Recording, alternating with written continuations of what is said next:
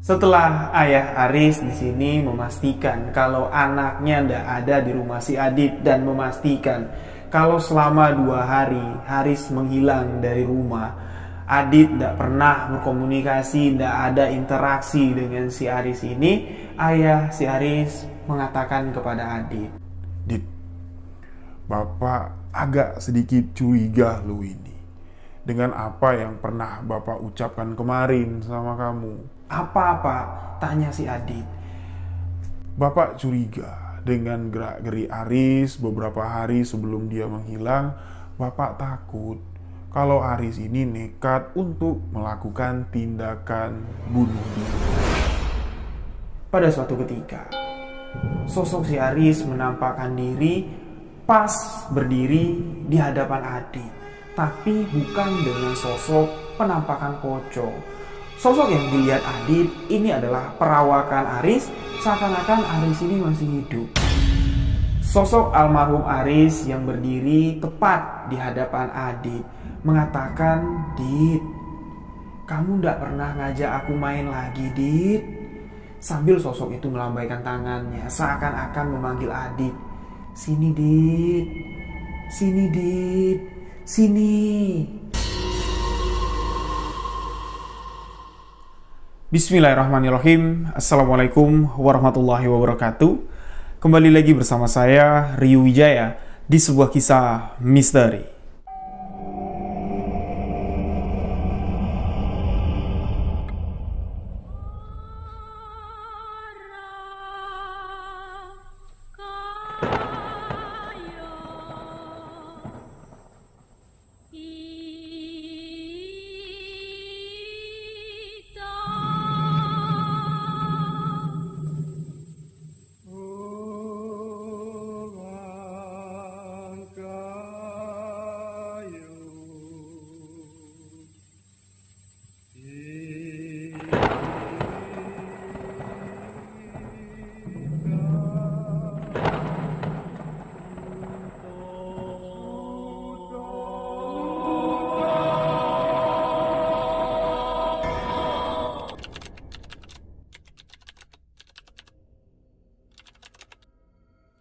Di video sebuah kisah misteri kali ini, saya akan membawakan kisah kiriman yang dikirim oleh sahabat yang tinggal di Indramayu. Sebuah kisah nyata yang beliau alami. Sebelum saya masuk ke dalam cerita, saya ingin mengucapkan banyak terima kasih untuk seluruh sahabat misteri yang telah memberikan dukungan, memberikan support agar channel ini dapat berkembang. Untuk sahabat yang ingin membagikan cerita misteri, boleh kirimkan cerita ke alamat email sebuahkisahmisteri@gmail.com. Insya Allah nanti akan saya bagikan di video sebuah kisah misteri selanjutnya. Sahabat bisa lebih akrab lagi dengan saya dengan cara memfollow akun Instagram Rio.Wijaya91. Ikuti juga akun sosial media sebuah kisah misteri, Instagram official, dan akun TikTok kami di sebuah kisah misteri official. Untuk sahabat yang baru bergabung, sahabat boleh mengklik tombol subscribe.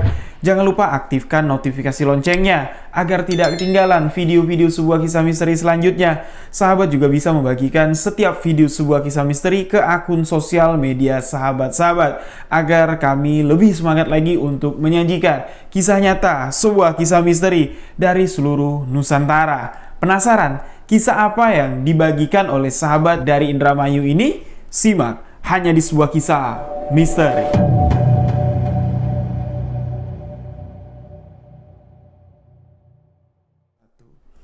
Adit, sahabat yang mengirimkan kisah ini sebagai narasumber yang mengalami langsung sebuah kejadian misteri yang sangat mengerikan sekali. Adit tinggal di Indramayu, Jawa Barat. Kejadian ini berlatar waktu di tahun 2015 yang lalu. Di tahun 2015, Adit yang mengirimkan kisah ini, beliau masih bersekolah, tepatnya masih sekolah duduk di bangku SMP, sekolah menengah pertama. Adit saat itu memiliki seorang teman baik yang usianya terpaut 1 tahun di atas Adit, seorang remaja yang bertubuh gempal, yang tinggal satu desa, satu kampung dengan Adit di Indramayu, Jawa Barat. Remaja tersebut bernama Aris.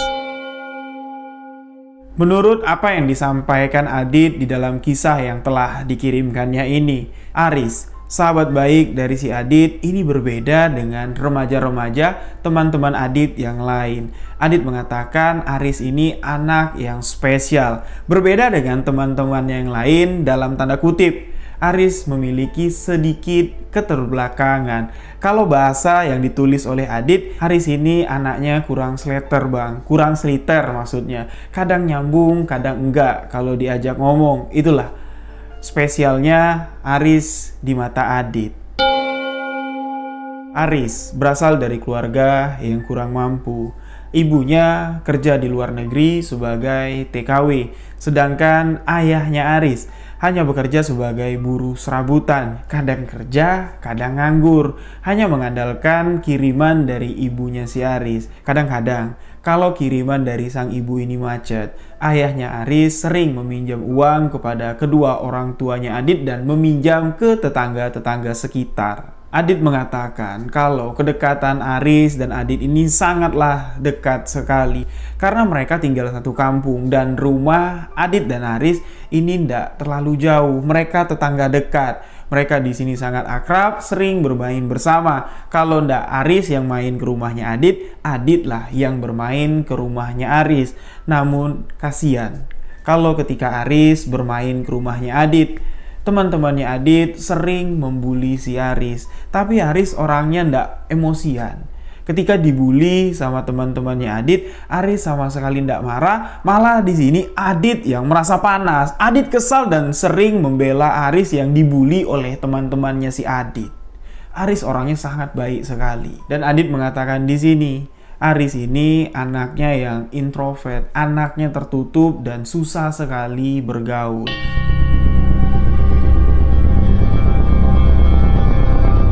Aris dan Adit di sini mereka sama-sama memiliki kebiasaan yang sama. Mereka selalu menunaikan ibadah sholat subuh berjamaah di masjid. Ini berangkat dari rumah sama-sama. Kalau ndak Aris yang nyamperin Adit, Adit lah yang nyamperin si Aris ini. Adit mengatakan di sini, walaupun sahabat baiknya yang bernama si Aris ini anaknya lucu, ya digambarkan sama si Adit kayak Mr. Bean lah lucunya. Tapi Aris ini adalah seorang anak yang setia kawan. Aris juga seorang anak yang bisa menepati janjinya.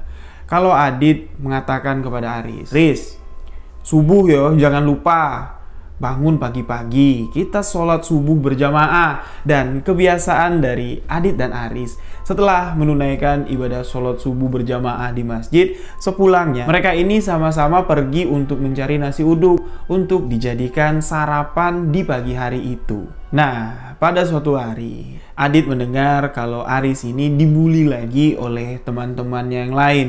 Namun bulian kali ini cukup memukul mental si Aris. Teman-teman yang lain membuli si Aris dengan cacian, dengan cercaan, dengan ejaan lah. Karena si Aris ini tidak mampu untuk membeli sepeda motor. Yang mana teman-temannya Aris yang membuli kalau Aris ini tidak bisa beli motor. Mereka memang terlahir dari keluarga yang beruntung.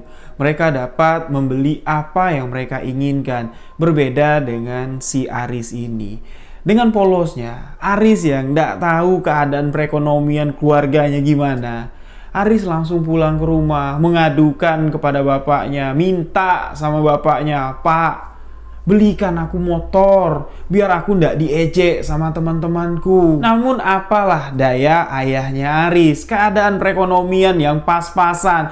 Jangankan untuk membelikan anaknya sepeda motor, untuk makan sehari-hari aja, ayahnya si Aris harus memutar otak. Karena hanya mengandalkan uang kiriman dari ibunya yang bekerja di luar negeri pada saat itu.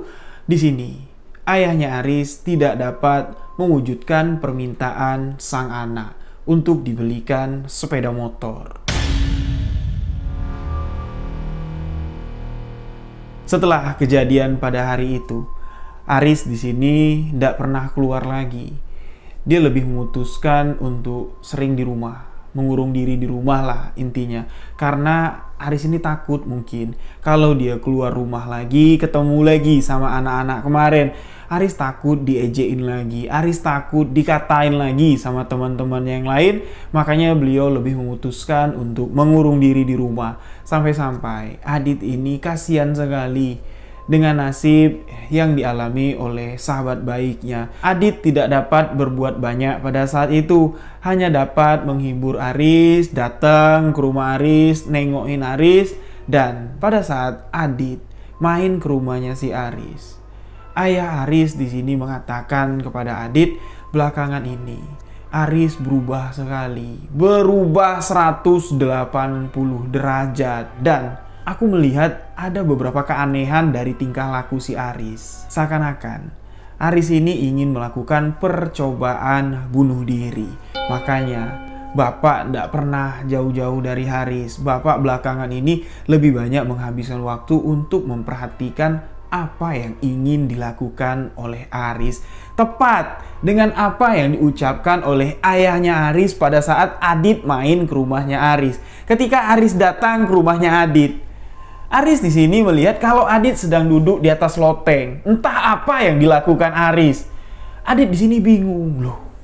Anak yang tubuhnya besar gempal kok tiba-tiba bisa nangkring di atas genteng. Adit di sini memperhatikan di sekitaran tembok, kok bisa sampai di atas genteng tanpa menggunakan tangga. Dan di pertemuan hari itu, ketika Adit main ke rumah Aris, melihat Aris sudah nangkring di atas loteng atau di dekat genteng, Adit di sini memanggil Aris untuk turun ke bawah, tapi Aris cuma diam, tatapannya kosong. Berkali-kali Adit menyerunya untuk turun. Dit, turun Dit, aku datang nih, yuk kita main. Sama sekali tidak direspon sama si Aris, sampai dimana Adit berpikir mungkin dengan kondisi bulian dari teman-temannya yang kemarin masih melekat di hati dan di pikiran si Aris.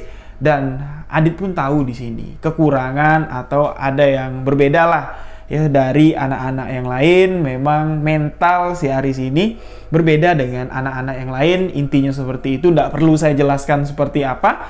Perbedaan yang sangat terlihat jelas sekali, ditambah lagi dengan tekanan, dengan pukulan mental, bulian-bulian dari teman-temannya. Adit pun berpikir ya biarinlah. Mungkin dengan dia duduk di atas genteng bisa melihat alam sekitar yang sangat cerah sekali pada saat itu, pikiran dan hatinya bisa tenang. Adit pun memutuskan untuk pulang. Namun beberapa hari setelah pertemuan pada hari itu, dikabarkan kalau Aris ini menghilang. Tidak tahu hilangnya kemana. Sampai-sampai ayahnya Aris datang ke rumah Adit, bertanya sama Adit, Dit, kamu ada ngeliat Aris enggak?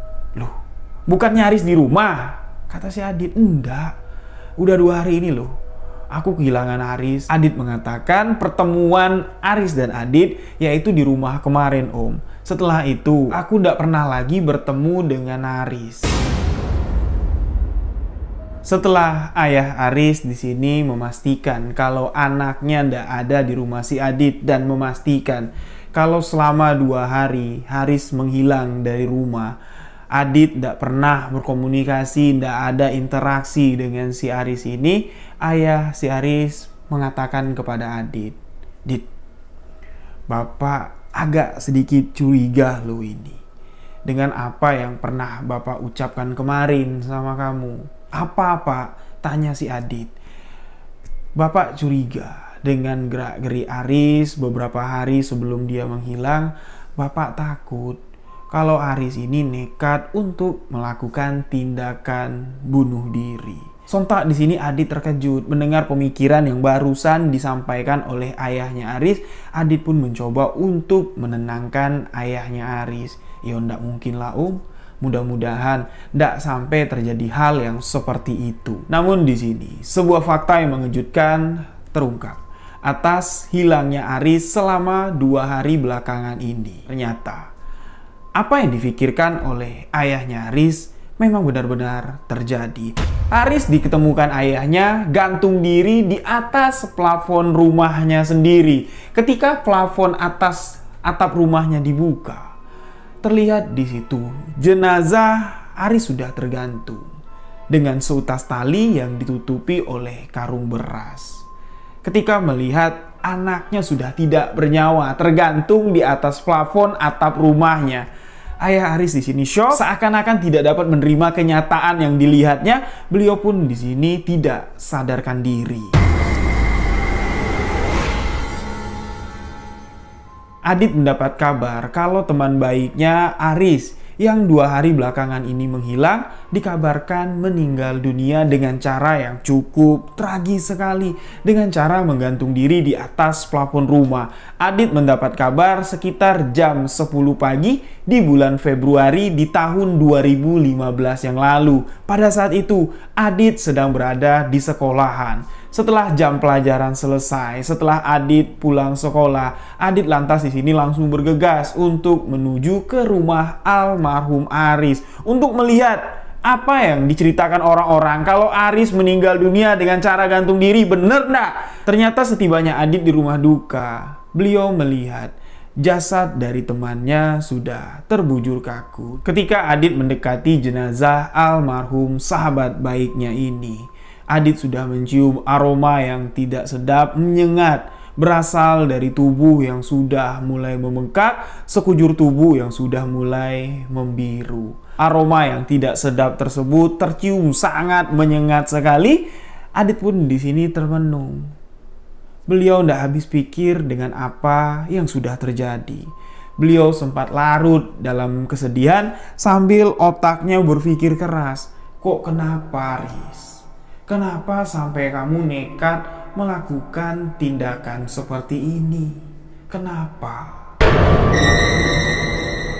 Di hari itu juga, jenazah almarhum Aris dikebumikan. Adit ikut dalam prosesi pemakaman almarhum sahabat baiknya ini. Setelah prosesi pemakaman selesai, semuanya berjalan lancar. Adit pun di sini kembali ke rumahnya. Di perjalanan pulang dari tempat pemakaman almarhum Aris sampai menuju ke rumah Adit, mulai timbul rasa takut di dalam hatinya mengingat satu kejadian yang kalau diingat-ingat bikin bulu tengkuk merinding. Karena sebelum jenazah Aris ditemukan, tepat 2 hari sebelum ditemukan meninggal dunia, pada sewaktu subuh, Adit masih bertemu dengan Aris. Mereka sama-sama pergi membeli nasi uduk ke tempat langganan yang biasa mereka beli nasi uduk di pagi hari. Namun di sini Adit sedikit menyadari perbedaan si Aris yang ditemuinya di pagi hari itu. Perbedaan yang terlihat sangat nyata sekali, ya, yang tidak terlihat seperti biasa. Aris yang perawakan seorang remaja yang tubuhnya besar gempal, pada saat subuh itu atau pagi hari itu, wajahnya terlihat sangat pucat sekali. Aris pun di sini lebih banyak diam, nggak kayak biasa lah pokoknya. Dan yang mengejutkannya lagi, ketika dengan sengaja Adit ini menggapai tangannya si Aris dengan niat hati untuk memberikannya nasi uduk. Di situ Adit merasa tangan Aris yang digenggam oleh Adit terasa sangat dingin sekali. Bukan seperti memegang tangan orang pada umumnya. Merasa ada keanehan dengan sosok Aris, sahabat baik si Adit ini. Adit pun bertanya sama Aris yang ada di sebelahnya, "Riz, kamu nggak apa-apa?" Aris pun di sini menjawab, Aku pengen beli motor, Dit. Tanpa berkata apa-apa lagi, sosok Aris ini pun langsung berbalik meninggalkan Adit menuju masuk ke dalam rumahnya. Walaupun di subuh hari itu sudah ada tanda-tanda yang aneh, gelagat-gelagat yang aneh ditunjukkan oleh sosok Aris yang ditemuinya. Namun Adit belum berpikir yang macam-macam. Beliau tidak berpikir yang aneh-aneh. Beliau masih berpikir kalau perilaku apa yang ditunjukkan Aris barusan tadi ini masih ada kaitannya dengan perasaannya yang tertekan karena bulian dari teman-temannya kemarin. Di situ Adit masih belum curiga dengan apa yang barusan terjadi. Apakah sosok Aris yang barusan ditemui oleh Adit adalah sosok Aris sahabat baiknya yang masih hidup, atau Apakah itu sosok Haris yang telah meninggal dengan cara menggantung diri di atas plafon rumahnya? Ini masih menjadi sebuah misteri kejadian di pagi hari itu. Namun, setelah 3 hari jenazah almarhum Aris dimakamkan, barulah di sini warga kampung setempat di satu desa yang ada di Indramayu, Jawa Barat digegerkan dengan teror sesosok pocong. Teror pertama yang dialami oleh warga ini dialami langsung oleh temannya si Adit yang bernama Dodi. Pada suatu ketika, si Dodi ini lewat di depan rumah almarhum Aris. Namun di sini di atas genteng rumah almarhum Aris, Dodi melihat ada sosok penampakan pocong tinggi besar. Sosok yang dengan raut wajah marah, seakan-akan dari atas genteng tempat pocong itu berada, ingin menerkam Dodi yang ada di bawah. Dodi yang melihat dengan jelas sosok penampakan pocong itu, pocong yang ada di atas genting rumah almarhum Aris dengan wajah marah seakan-akan ingin menerkam Dodi. Dia pun di sini langsung berlari sambil berteriak mengucapkan, "Astagfirullahalazim, tolong, pocong!" Keesokan harinya, Dodi yang mengalami kejadian mengerikan tersebut jatuh sakit. Setelah kejadian mengerikan yang dialami Dodi cukup menggemparkan warga desa, keesokan harinya berselang 1 hari, Adit yang mengalami teror yang cukup mengerikan. Di subuh hari, seperti biasa, Adit menunaikan ibadah sholat subuh berjamaah di masjid. Ketika Adit keluar dari pintu rumahnya, Adit di sini mendengar suara bisikan yang terdengar sangat lirih sekali. Dit, kamu mau subuhan ya?"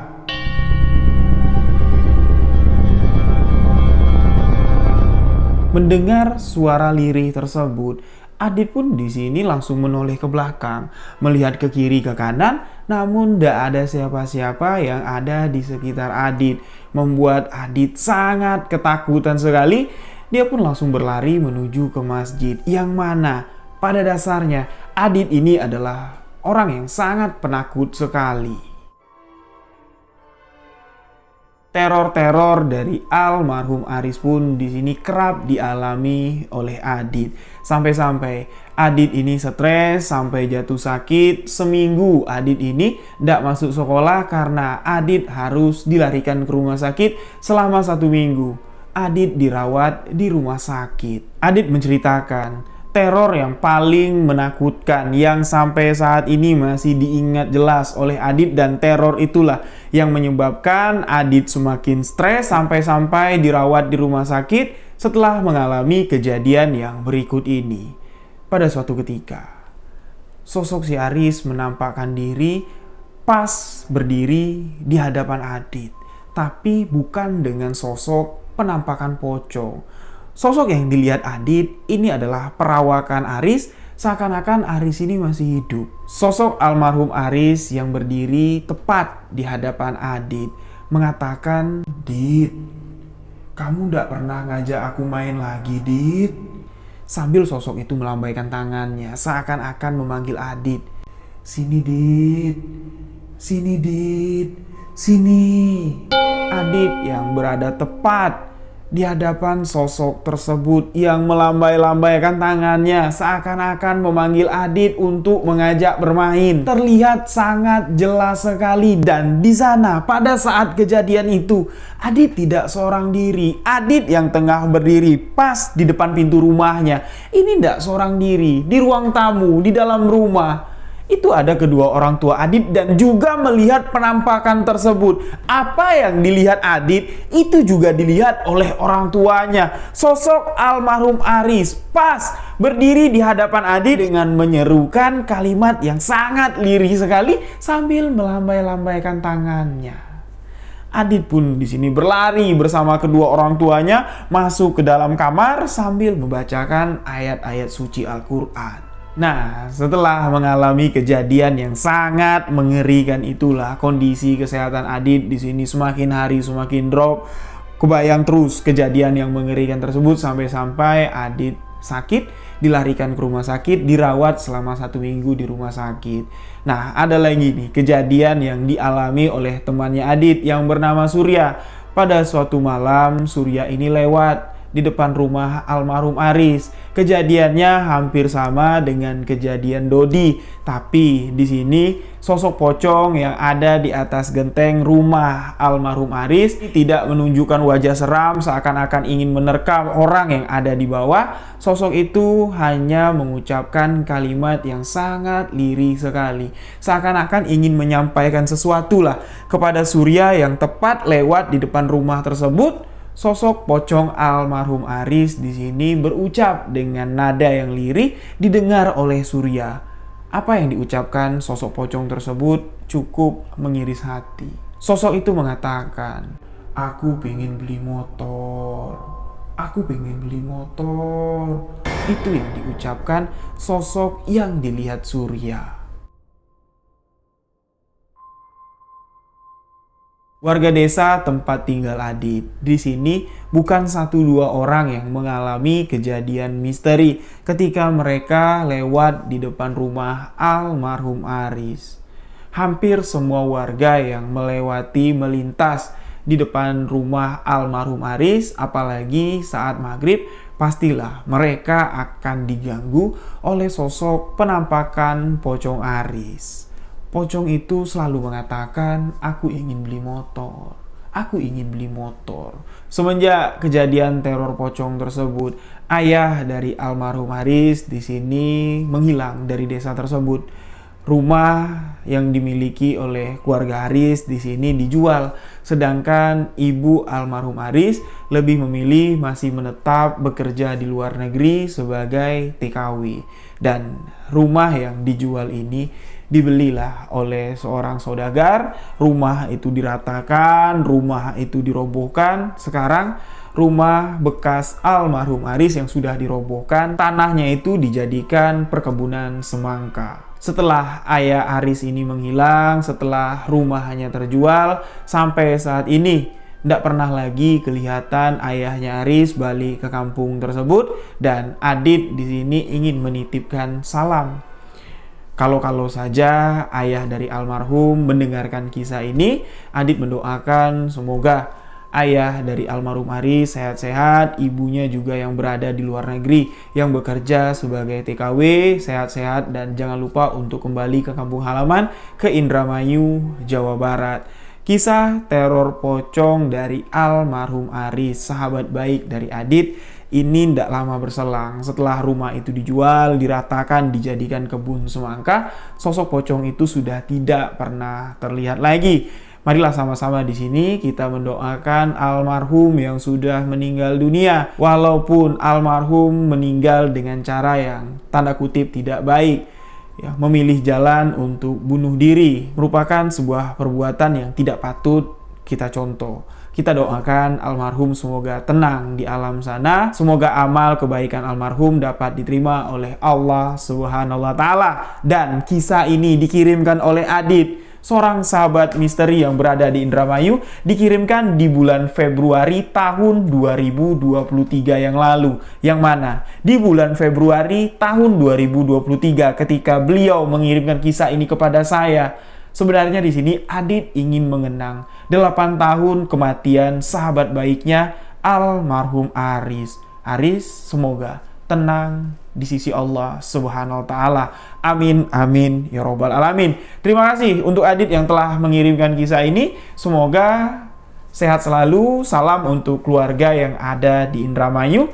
Nah, untuk sahabat misteri yang memiliki kisah, boleh kirimkan, ditunggu kisahnya ke alamat email sebuahkisahmisteri@gmail.com, atau bisa kirimkan cerita DM ke Instagram saya di rio.wijaya91.